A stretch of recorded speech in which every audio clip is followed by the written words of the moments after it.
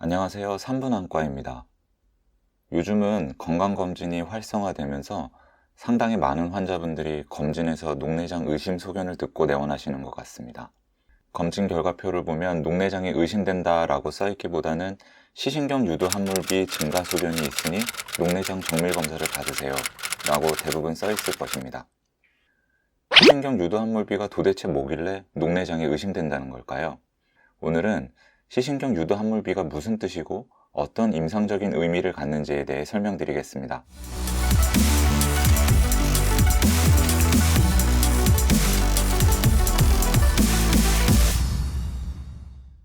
일단 녹내장이라는 병이 무엇인지 정의부터 말씀드리겠습니다. 녹내장이란 주로 안압과 연관되어 시신경이 점점 손상되는 신경퇴행성 질환입니다. 그러니까 녹내장은 시신경을 잘 검사해야 진단을 할 수 있습니다. 우리가 카메라로 눈속을 찍으면 이런 사진을 얻을 수가 있는데요. 여기서 이 둥근 부분이 바로 시신경입니다. 시신경은 망막신경 섬유들이 모여서 형성되며 안구를 빠져나가 두뇌까지 연결이 되는데, 우리가 눈속 검사를 통해 실제로 확인 가능한 이 부위를 시신경 유두라고 합니다. 모양이 둥글기 때문에 영어로는 디스크라고도 부르죠. 그럼 시신경 유두를 자세히 살펴보겠습니다. 여기를 보면 가장 안쪽에 조금 색이 창백해 보이는 부분이 있습니다. 살구색 또는 분홍빛이 도는 테두리에 둘러싸여 있죠. 이 창백해 보이는 부분은 실제로 눈을 들여다보면 움푹 들어가 보이는데, 그래서 이 부위를 함몰 부위라고 이름 붙였습니다. 영어로는 컵을 닮았다고 해서 실제로 컵이라고 부릅니다. 그리고 이 함몰 부위를 둘러싸고 있는 부위는 말 그대로 시신경 유두태라고 부릅니다. 망막 전체에서 신경 섬유들이 시신경 유두 부위에 모이게 되면 신경 섬유들은 90도 정도 꺾인 뒤에 사상판이라는 구조로 빠져나가게 되는데, 이때 건강한 신경 섬유들이 모여있는 부위가 시신경 유두태이고, 신경 섬유들이 빠져나가게 되면서 정상적으로 움푹 들어가 보이게 되는 부위가 바로 함몰 부위입니다. 그런데 이 함몰 부위가 차지하는 면적이 클 경우에는 녹내장을 의심해야 합니다. 왜 그럴까요? 지금 이 사진을 보면 녹내장이 점점 심해질수록 시신경 크기 대비 함몰 부위가 커지는 것을 볼 수가 있는데요. 제가 건강한 신경 섬유들이 모여있는 부위가 시신경 유두태라고 말씀드린 것을 다시 한번 떠올려 보세요. 전체 시신경 유두에서 시신경 유두태가 얼마나 잘 유지되는지 여부가 건강한 시신경인지 아닌지를 결정하는데요. 녹내장으로 인해 신경 섬유들이 죽게 되면 이 시신경 유두태가 점차 얇아지게 되고 상대적으로 함몰 부위는 커지게 됩니다. 보통 시신경 유두의 크기를 분모로 놓고 함몰 부위의 크기를 분자로 놓아서 비율을 계산하는데, 이것이 바로 시신경 유도 함몰비입니다. 시신경 유도 함몰비는 소수점으로 표현을 하는데, 숫자가 1에 가까울수록 함몰 부위가 크다는 의미이고, 보통 시신경 유도 함몰비가 0.6 이상일 때, 혹은 한쪽 눈의 시신경 유도 함몰비가 반대쪽에 비해 0.2 이상 차이나게 클 때 그 눈을 녹내장이 의심된다고 이야기합니다.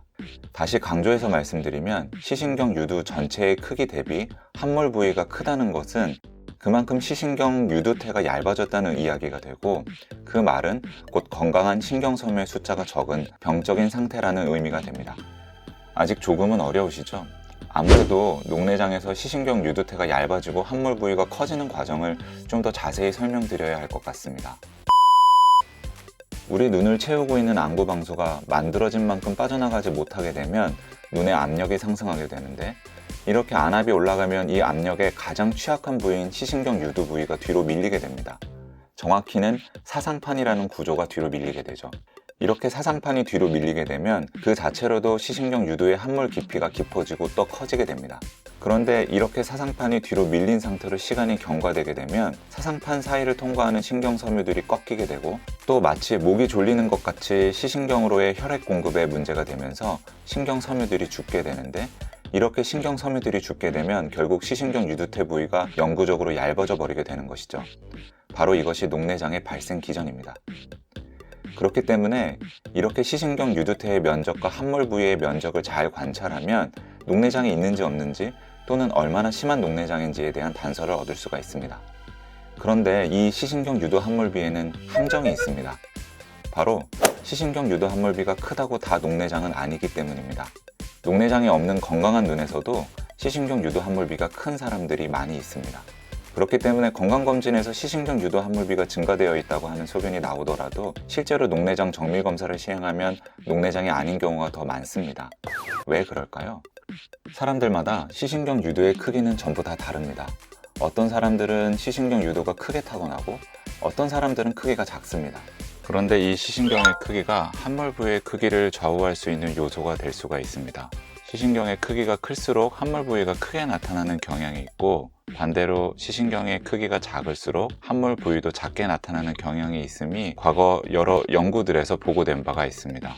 그래서 지금 이 사진과 같이 시신경 유도 함몰비가 0.6보다 큰 경우라도 녹내장이 없는 정상인일 수가 있는 것이죠.